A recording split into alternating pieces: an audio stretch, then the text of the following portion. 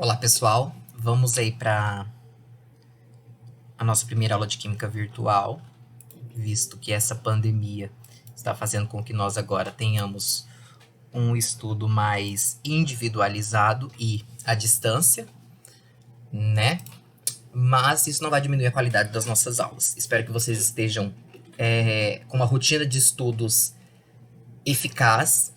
Não se esqueçam que isso não são férias, ok? Vocês estão em um período de permanecer em casa para evitar a propagação do vírus, então é até importante vocês lerem sobre isso por uma questão biológica, uma questão de educação em saúde, e também, com certeza, isso vai ser cobrado tanto no Enem quanto em vestibulares. Então, esse momento que a gente está passando é muito importante, é um momento de aprendizado para vocês e também de muito cuidado para a gente manter aí que a gente diz, para que a gente não aumente a nossa curva de propagação do vírus. Então, vamos relembrar alguns conceitos na nossa aula de química que a gente viu nas aulas presenciais.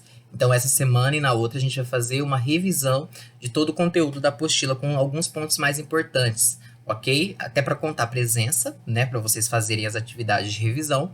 E também como uma revisão para o Enem vestibular que vocês irão fazer. Então, vamos lembrar aqui pontos importantes.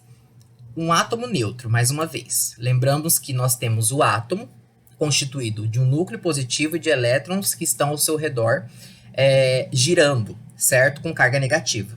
Então, não vamos esquecer. Elétron não é uma partículazinha que fica girando só em um tipo de movimento, em um movimento bem definido, mas a gente tem que imaginar como o elétron sendo uma onda e uma partícula ao mesmo tempo, né? O princípio dual da matéria, o átomo, o elétron é uma partícula e ao mesmo tempo ele é uma onda.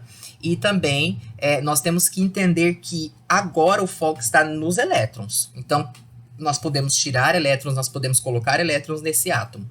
O núcleo permanece estável e intacto, porque a gente não está trabalhando com a radioatividade, certo? Então, em um átomo neutro, o mesmo número de prótons, né, que é o Z, significa o que? Mesmo número atômico, é igual ao número de elétrons. Então, para ser um átomo neutro, nós temos que ter o mesmo número de prótons, tem que ser o mesmo número de elétrons. Ou seja, são iguais, certo? Bem tranquilo isso. Um átomo neutro, ele pode eventualmente, e não só eventualmente, acontece bastante, perder elétrons, se transformando agora em um íon. Se ele perde elétrons, ele se transforma em um cátion, um íon com carga positiva. Tá aqui, ó, um íon com carga positiva, porque se ele perde elétrons, a maior quantidade de prótons do que elétrons. Então, ele vira um cátion, carga positiva. Se ele recebe elétrons, se ele estava no estado neutro, a mesma quantidade de elétrons era a mesma de prótons. Agora ele recebe mais elétrons, então a quantidade de elétrons é maior. Então nós vamos ter um ânion, que é um íon negativo, com carga negativa porque recebeu elétrons. Então não pode esquecer, o mais significa perda de elétrons, menos significa o ganho de elétrons, beleza? E aí, um ponto importante para a gente falar nessa aula de hoje é a distribuição eletrônica. Vamos relembrar a distribuição eletrônica, ou aqui nós temos o conhecido diagrama de Linus Pauling, certo? Que significa o quê? Nós temos aqui níveis, tá vendo aqui, ó, N. N significa níveis de energia. A gente sabe que em um átomo nós temos 7 níveis de energia para alguns átomos, né? Porque, por exemplo, o hidrogênio tem um nível de energia, porque ele só tem um elétron, e aí vai aumentando com o tamanho desse átomo. Então, no nível 1, nós temos um subnível S. Vamos relembrar lá os subníveis. S, P... Vai ficar feio aqui, mas acho que eu vou tentar no touch do meu computador. S, P... Isso, ficou melhor. D e F. Estes são os subníveis, né? Subníveis. Então, um nível, ele tem uma quantidade máxima de elétrons, que são 1, 2, 3, 4, 5, 6, 7. Cada um tem a quantidade máxima de elétrons. Dentro dos níveis, nós temos os subníveis, que são S, P, D, F. No S, vamos lá, no S cabe 2 elétrons, no P, 6, no D, 10, e no... Esse 10 ficou horrível. 10, e no F, 14. A gente não pode esquecer disso daqui. Essa é a quantidade máxima de elétrons permitidas nos subníveis de energia. Deixa eu só passar aqui para apagar. Acho que não vai apagar. Tá, mas então vamos lá. Então, no nível 1, quantos elétrons cabem aqui no nível 1? Vamos lá, não vou colocar, mas vocês têm no caderno. Cabem 8 elétrons. No nível 2, cabem... no nível 1, cabem 2 elétrons. No nível 2, cabem 8 elétrons. No nível 3, cabem 18 elétrons. No nível 4, 32 elétrons. No nível 5, 32 elétrons. No nível 6, 18 elétrons. E no nível 7, 8 elétrons. Então, a gente tem que fazer a distribuição eletrônica seguindo a sequência das setas nas diagonais, porque a gente tem que ir através dos cálculos de Pauling, ele viu que a energia do elétron seguia essa ordem aqui que a gente observa. Não é seguindo uma linha reta, e sim na diagonal. Então, vamos ver uma distribuição eletrônica aqui que eu coloquei. Deixa eu apagar aqui. Borracha. Vamos observar o elemento níquel. Eu coloquei aqui como exemplo o níquel. O níquel, ele tem um número atômico 28. Lembrando que se não tem uma carga aqui em cima, quer dizer que é um elemento neutro. A mesma quantidade de prótons é a mesma de elétrons. Então, fazendo a distribuição eletrônica, ou seja, a ordem crescente de energia, seguindo sempre as setas nas diagonais, como vocês têm no caderno, nós iniciamos lá em 1s2, depois, 2s2, depois 2p6, depois o 3s2, depois o 3p6, certo? Aqui depois o 4s2, terminando aqui em 3d8. Por que nós colocamos 8? Porque nós temos que chegar a uma quantidade de 28 elétrons.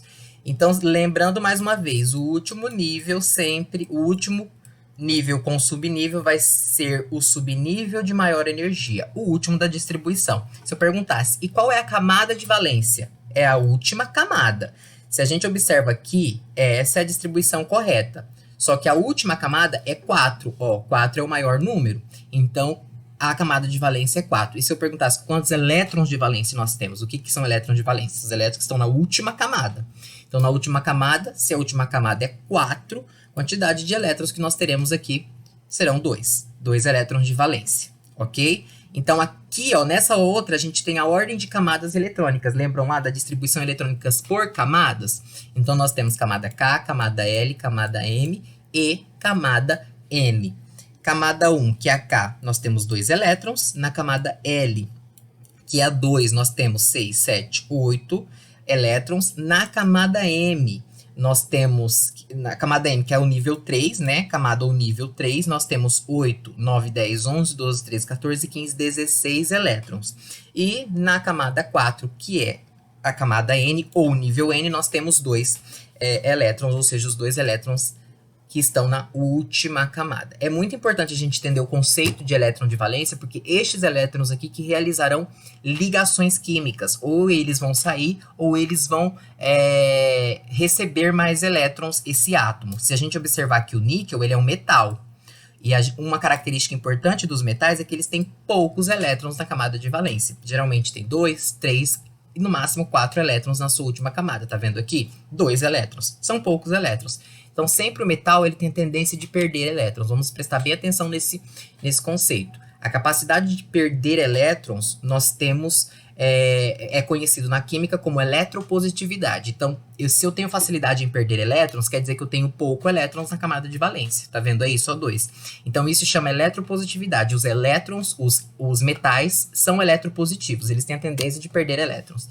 Já os ametais, depois vocês olham na tabela periódica, o cloro, o fluoro, o bromo, o iodo, o carbono, o nitrogênio, são os ametais. Eles têm a tendência de receber elétrons. Por quê? Porque eles têm mais elétrons na camada de valência. Ou seja, eles têm 6, eles têm 7, eles têm 5 elétrons na sua última camada, então a tendência deles é receber. Então, quando os ametais eles têm a tendência de receber, quando os átomos têm tendência de receber elétrons, a gente sabe que eles são conhecidos como eletronegativo, capacidade de receber elétron, de atrair elétron para si. Beleza? Vamos resolver aqui esse exercício da UFMT, ficando no vestibular da UFMT. Considere as espécies químicas monoatômicas indicadas na tabela abaixo. Se é monoatômica, quer dizer que é um átomo só. Então, nós temos a espécie monoatômica 1, 2, 3, 4, 5. Aqui nós temos na tabela a quantidade de prótons, o número de nêutrons, certo? E o número de elétrons. Essas são as nossas informações. Então, bora lá. Em relação às espécies químicas monoatômicas apresentadas na tabela, pode-se afirmar que 5 é um cátion? Será que 5 é um cátion? Vamos olhar aqui, ó. 5 é um cátion? Como a gente sabe isso? Vamos olhar a quantidade de prótons. Nós temos 17 prótons, nêutrons nós temos 18 e elétrons nós temos 18. Epa, olha, diferença do número de prótons para o número de elétrons. Então, é um íon. Mas é um cátion ou é um ânion? Tá vendo que 18 é maior que 17? Então, ele tinha 17 elétrons quando ele estava neutro. Se ele recebeu um elétron, ele ficou com 18. Ele virou um íon, mas não um cátion. Um ânion, porque ele tem carga negativa. Então, não é. Ele não é um cátion, é um ânion. Vamos lá. A B. 3 é um ânion. Vamos observar aqui 3. O 3 ele tem 20 prótons e 20 elétrons. É um átomo neutro. A mesma quantidade de prótons é a mesma de elétrons, então ele não é um ânion, ou seja, ele não recebeu elétrons. Ele está estável. 2 é eletricamente neutro. Olha aqui o 2. Vamos olhar se ele está neutro. Ele tem 12 prótons e tem 10 elétrons. Não, ele perdeu 2 elétrons, porque olha aqui, agora ele tem 10, quer dizer que ele virou um cátion. Então ele não é neutro. Ele, pelo contrário, ele tem agora uma carga positiva, porque ele perdeu 2 elétrons. Beleza? A D. 3 e 4 são de um mesmo elemento químico. Então, vamos observar aqui. 3 e 4 de um mesmo elemento químico. Como que a gente sabe que dois átomos são do mesmo elemento químico? É só olhar o número de prótons. Olha aqui, o 3 tem 20 e o 4 tem 20. Opa, igual o número de prótons. Como que é o nome disso mesmo? São elementos chamados de isótopos. Então, eles são do mesmo elemento químico. Todos os isótopos, átomos que têm o mesmo número de prótons, são do mesmo elemento químico. Deixa eu voltar aqui nesse slide, que eu tenho, acho que a parte que fala sobre isso. Não tem? Não tem aqui. Mas depois a gente vai falar um pouquinho mais sobre isso. Só relembrando, então. Aqui, então, a alternativa correta é a... Deixa eu voltar aqui. D. Beleza? Por quê? 3 e 4 são de um mesmo elemento químico. Só relembrando para vocês, isótopos. Átomos que têm o mesmo número de prótons. Isótonos, átomos que têm o mesmo número de nêutrons. E isóbaros, átomos que têm o mesmo número de massa. Pra gente não esquecer. Então, se eu tenho um elemento químico, lembra mais uma vez, a minha mão aqui é o elemento químico. Em cima sempre vai ficar o número de massa, que é a soma de prótons mais nêutrons. Pode estar do lado direito ou do lado esquerdo, tanto faz. E embaixo sempre vai ser o número de prótons, o número atômico. Ok? Então, não se esqueçam disso. Isótopos, mesmo número de prótons. Lembra lá, P. Isótonos, N, número de nêutrons, mesmo número de nêutrons. Como que eu faço para descobrir o número de nêutrons mesmo? Olha no caderno. Pega a massa, tira o número de prótons, eu vou ter o número de nêutrons, ok? E isóbaros, baros, vem de massa, em cima. Então, o mesmo número de massa de um é igual ao do outro, então eles são isóbaros, ok? Eu quero que vocês depois resolvam estes 2 exercícios no caderno, ok? Tirem foto da resolução e me mandem no WhatsApp para que eu veja, beleza? Tirem print aí e resolvam. Abraços, qualquer dúvida, estou à disposição.